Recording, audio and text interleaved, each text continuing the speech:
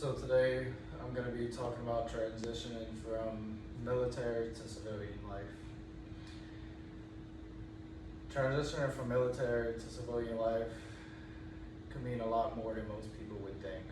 It's not as simple as just changing jobs. It's a lot more to it than meets the eye. In the first article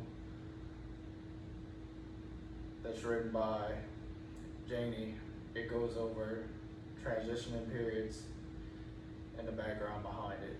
So when you're transitioning from the military, you have to go through a strict process, medical exams, and they try to set you up for life beyond the military with jobs, medical, make sure you're good to go. But most people, when they get to that period where they're getting out, honestly, they don't pay attention to that. They just want to get out the military as fast as they can. And once these members are out the military, they go out and try to find jobs or go to school. A lot of military members notice it's not as easy to find a job as they would have thought. Me, myself, I have gone through this process and it took me 4 or 5 years to find a job that suits me. Nothing can compare to the hecticness they have in the military, and you never know what's gonna happen next. And I finally found that in a plant job, and that's something that I struggled with for a very long time. It comes with its ups and downs, but it's a very tough situation and most people wouldn't think it is. And then the second article I'm gonna go over is pretty much a background of what happens behind it and some issues that is going on with it. So a lot of people that transition out the military often suffer with PTSD.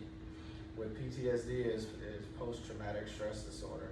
And over 40% of people that get out the military suffer from PTSD.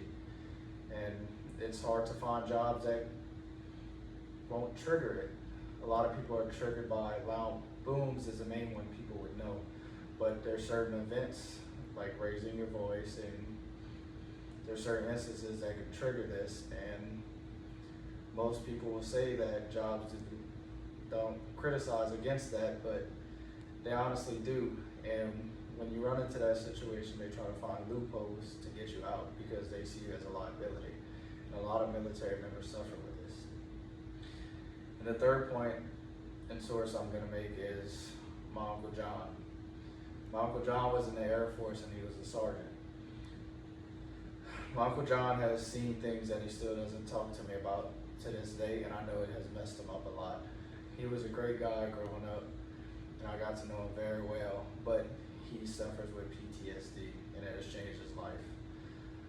He has not been able to find a job that sticks with him, and he has turned to drugs, and that's something that a lot of military members deal with. I've also dealt with, while I was in the military, the Army would dope me up with painkillers and medicine just to make sure I could keep doing my job. They would give me epidurals and lidocaine injections, and they'd give me muscle relaxers and painkillers so that way I couldn't feel the pain.